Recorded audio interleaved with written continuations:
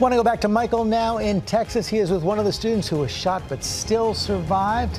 Michael, I see you there with Rome Schubert and his mother, Sherry. Yes, I am, George. I'm here with 16-year-old Rome Schubert, along with his mother, Sherry. And Rome took cover when the shooter entered his art classroom, not realized until he finally escaped that he had been shot in the head. And thank you both for joining me. Thank you so much for that. And Rome, how are you feeling this morning? I'm feeling really good, just a little sore. Yeah, I see you with the Band-Aid. Yes, sir. Band-Aid on your neck. And you escaped the classroom after the shooter went into another room. But your escape, you were telling me you had to scale a 7-foot wall. You ran where we are when the building is obviously hundreds of yards away. When did you realize you had been shot? About 200, 300 feet away from the actual wall that I had jumped over. I was running and I looked down, noticed a little blood on my shirt, thought it was somebody else's, and somebody had told me that I actually had been shot in the back of the head. And you didn't feel it? I did not feel it. Oh, wow. So you were taken to the hospital. At the hospital, they treated you and released you in a matter of hours. So what did the doctor say about the wound? They told me that there was no bullet fragments in there. The bullet went straight through the back of my head and out the side of my head.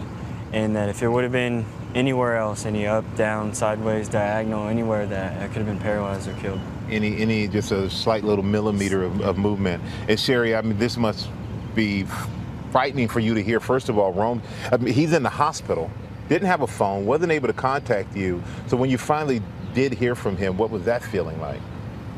Oh, I just wailed. I just screamed. I was in the car with my friends who just said, "Park, we're coming to get you."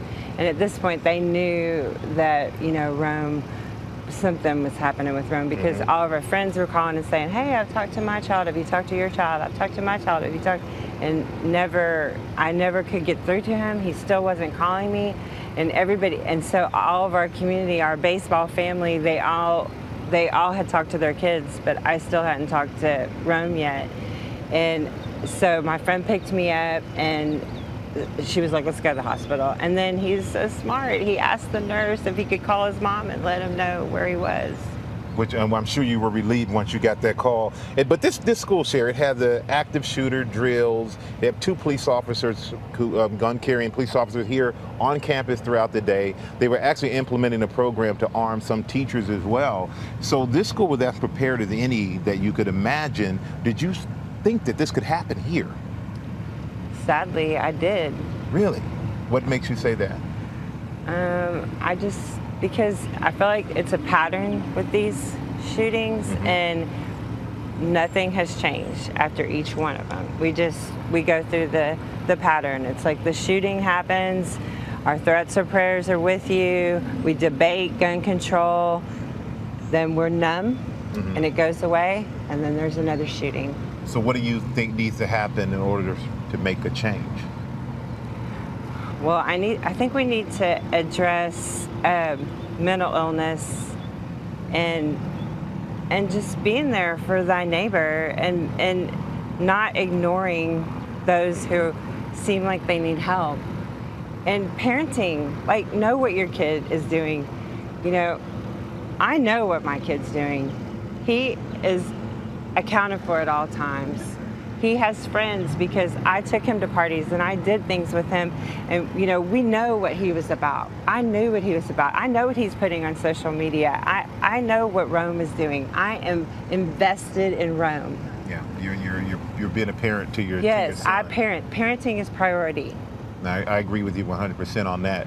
And Rome, you had this. You were shot in the back of the head, but you went out and played a baseball game on Saturday. Why was it so important to get back on the field and playing a game? Just to show the community that there's some light on this, and I kind of bring everybody up and just give a little feeling of hope. I just wanted to be out there for all my friends and show them that I'm still there with them. And you wore the initials of all the victims on your wrist. Yes, sir. And I gotta say, you talked about the team and community and all the players getting together. Come on in here, you guys. Come on. We got all these players here who showed up. Hurry up, we gotta hurry up here. All these guys showed up this morning to support their teammates, and it's a family community here, you guys.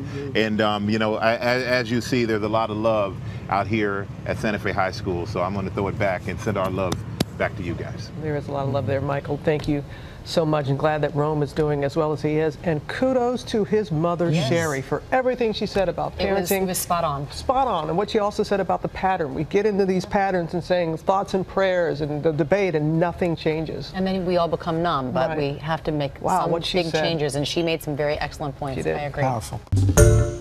Hi, everyone. George Stephanopoulos here. Thanks for checking out the ABC News YouTube channel. If you'd like to get more videos, show highlights, and watch live event coverage, click on the right over here to subscribe to our channel. And don't forget to download the ABC News app for breaking news alerts. Thanks for watching.